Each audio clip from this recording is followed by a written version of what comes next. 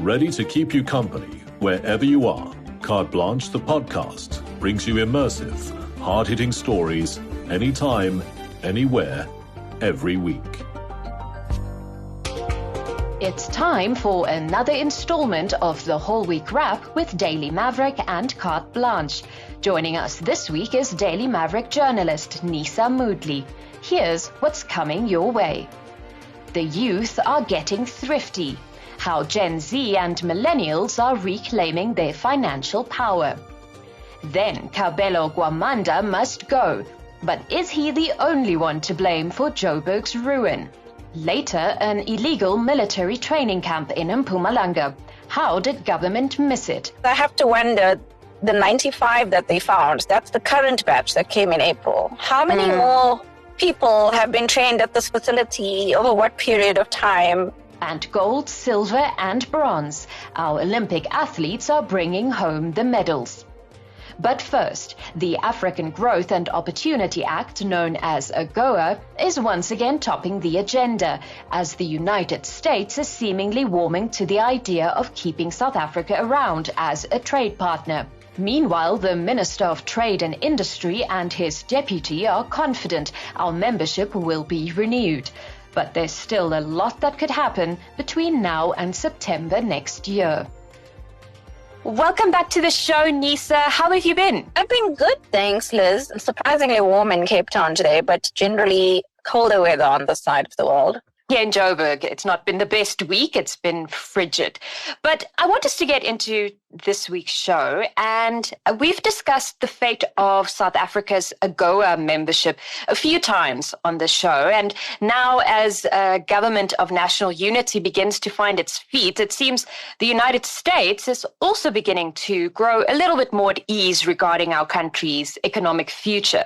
This is, of course, following the Trade and Industry and Competition Minister, Parks Tau, stating that he's confident that the US will allow South Africa to continue participating in AGOA. Do you share the optimism? I think so. I think there was some concern maybe prior to May when there was still a lot of political uncertainty and everybody was unsure which way the cookie was going to crumble.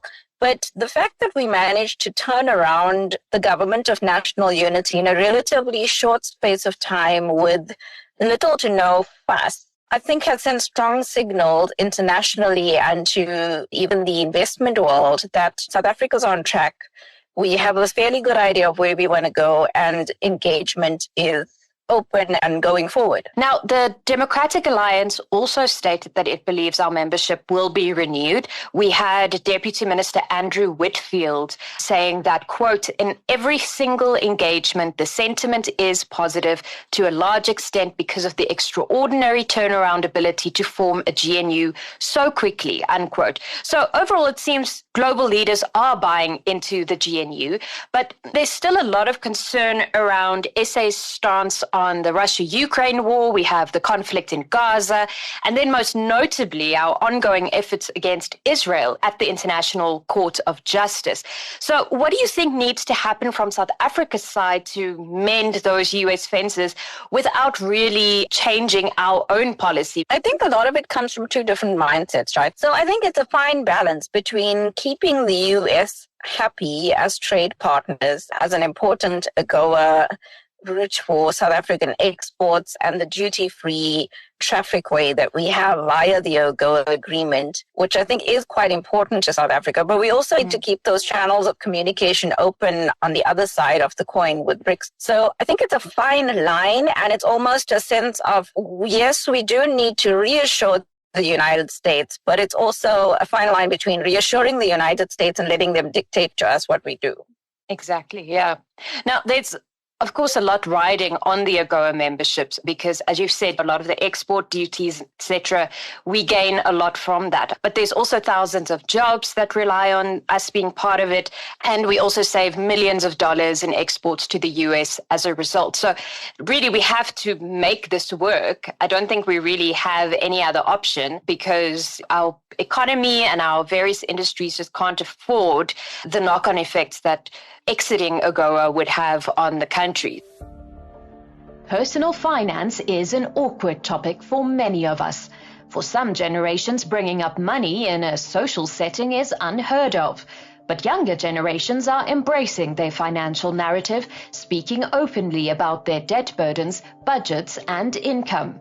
Now, a recent survey has found that because of this positive outlook on personal finance, the youth are more optimistic about their financial future. I want us to move on to a survey you wrote about late last week. It's called the Sanlam Financial Confidence Index, and it provided some really interesting insights into the relationship South Africans have with their money.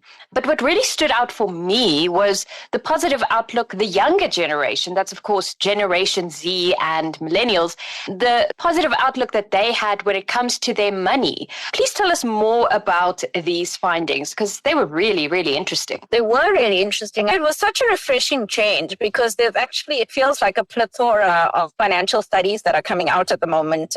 Wonga's done one, Sanlam's done one, Old Mutual's done the savings and investment index. So they're all coming out. And the disheartening thing is that a lot of them are saying the usual, South Africans are under extreme economic pressure, times are hard, people are borrowing, they're highly in debt.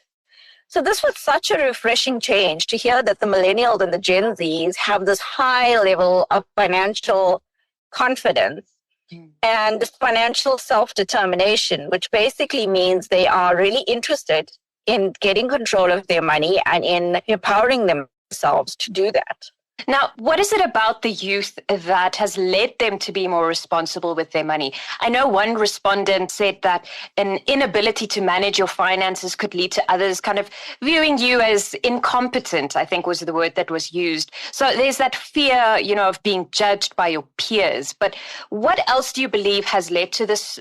I almost want to call it a dramatic shift in how they approach their finances. I think it's a generational thing, Liz. And I think it's kind of one of those things where the new generation is learning from the previous generation and almost trying not to repeat mistakes. So the older generation, my generation and my parents, I think money was very much taboo. It was not considered polite to ask about money issues or to talk about it. And we've seen that generation, they've all ended up with the sandwich generation where people didn't save enough for retirement.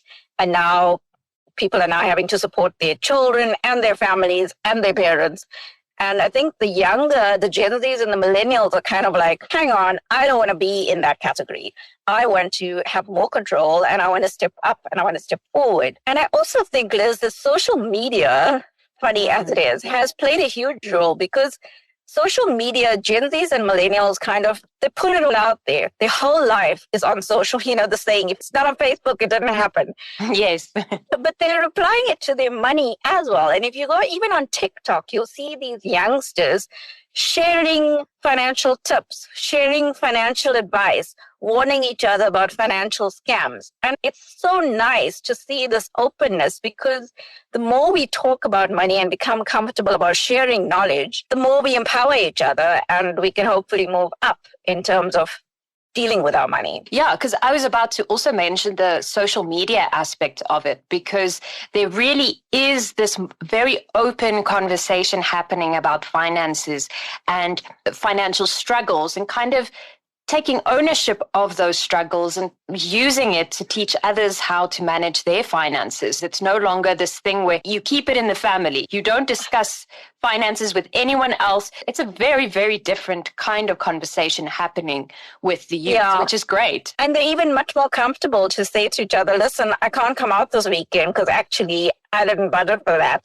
Yes. So such a change. We would have been like, I'm tired, I can't make it tonight. And you kind of crossing your fingers the other person won't know. In May of this year, Johannesburg Mayor Kabelo Gwamanda said the struggling city is on the path to recovery. But nearly 2 months later, political parties, civil society and residents are calling for Gwamanda's immediate ousting.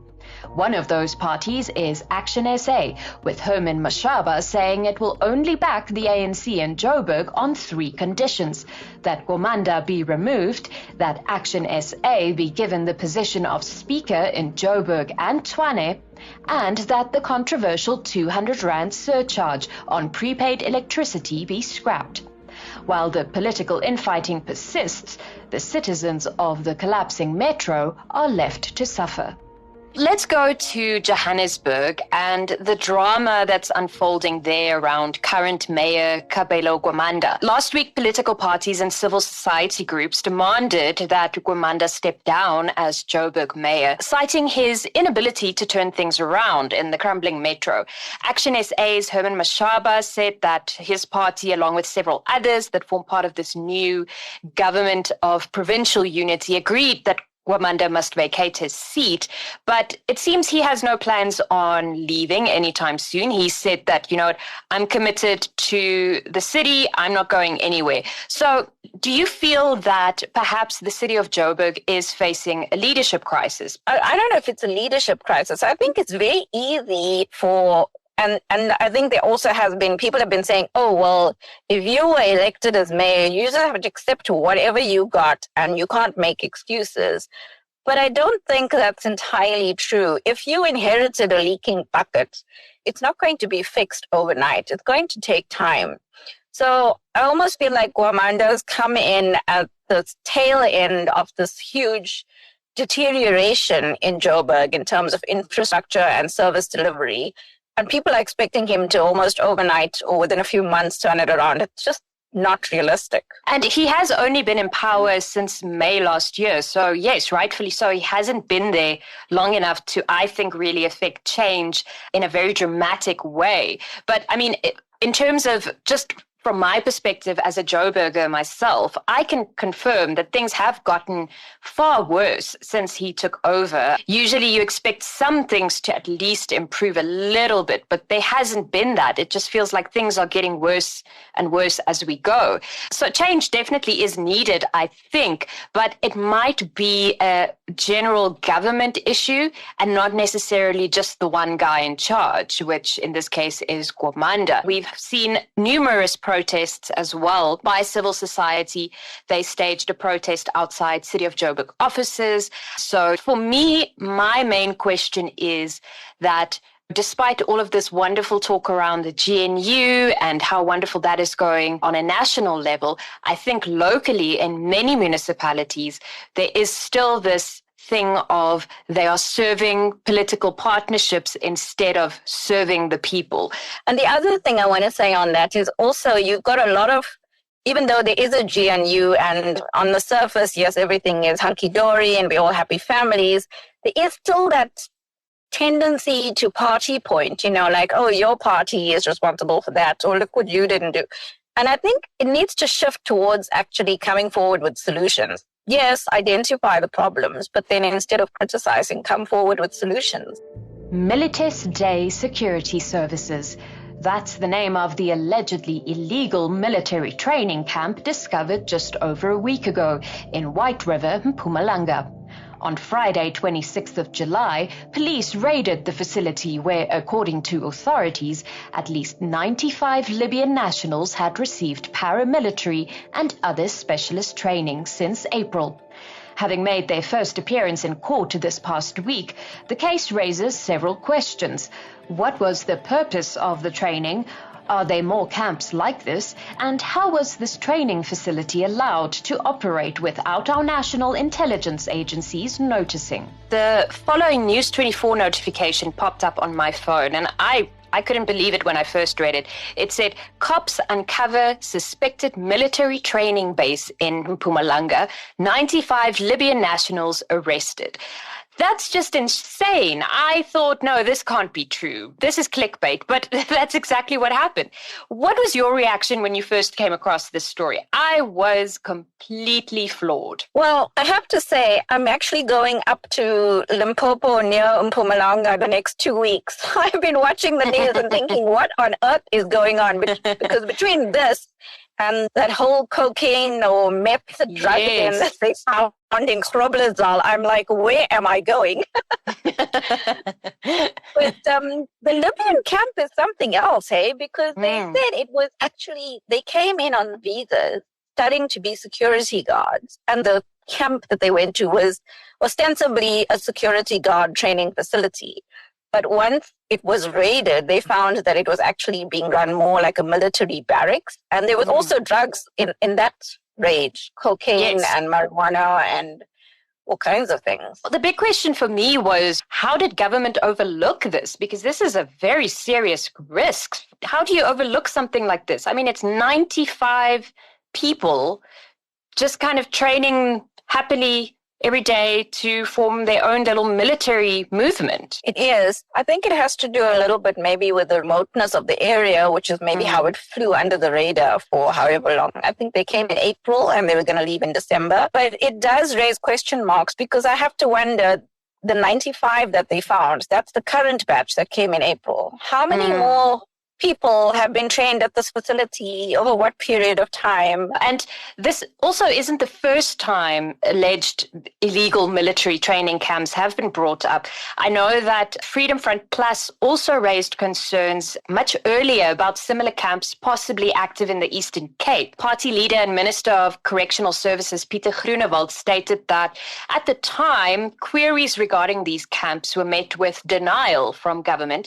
And now he says he essentially told Defence Web that this White River matter offers, quote, irrefutable proof that these camps do exist. So for me, it's less a question of who knew what and when, but the fact that we now need to act, because clearly our intelligence services are failing where it's needed. And I think the intelligence services need a serious overhaul. Absolutely. And then South Africa, the corruption hat is never far from my thoughts. So I do wonder what kind of payoffs were made for people to look the other way when it comes to these military camps.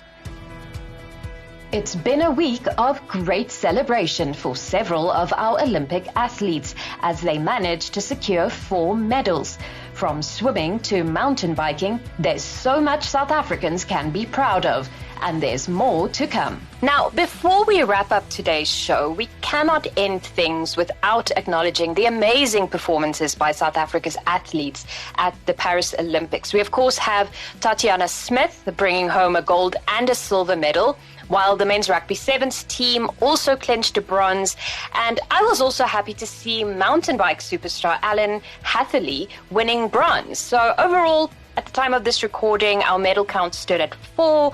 And yeah, that's already 1 medal more than the 3 we managed to get at the Tokyo Olympics in 2020. So yay, I'm super proud of our team. I feel like they're all doing amazingly well this year. Yeah, I think we've definitely put a better foot forward this time around. I couldn't help but smile because the rugby is such a national, like we all love rugby, and South Africa is such a rugby loving nation. So it was really cool that was the first medal we got. Yes. And then the mountain biking thing, I was like, well, all the Cape Town financial services guys who mountain bike on the weekends, I'm sure they were all smiling about that one.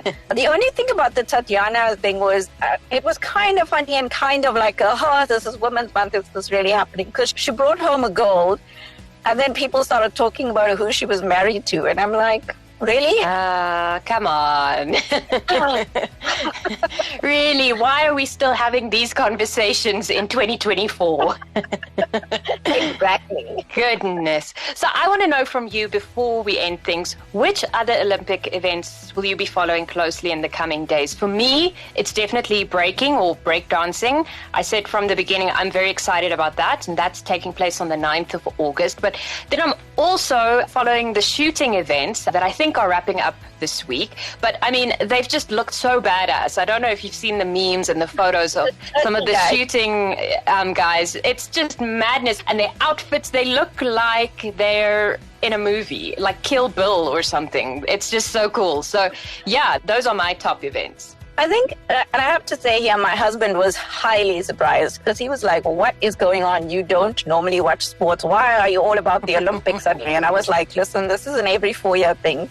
It's because it's so cool to see all these almost fringe things that we don't really see every day. It's gymnastics, it's fencing, skateboarding, breakdancing. I love seeing all of that on an international platform and at such a extreme level of like professionalism, and they're really giving it their all. I think it's just so cool.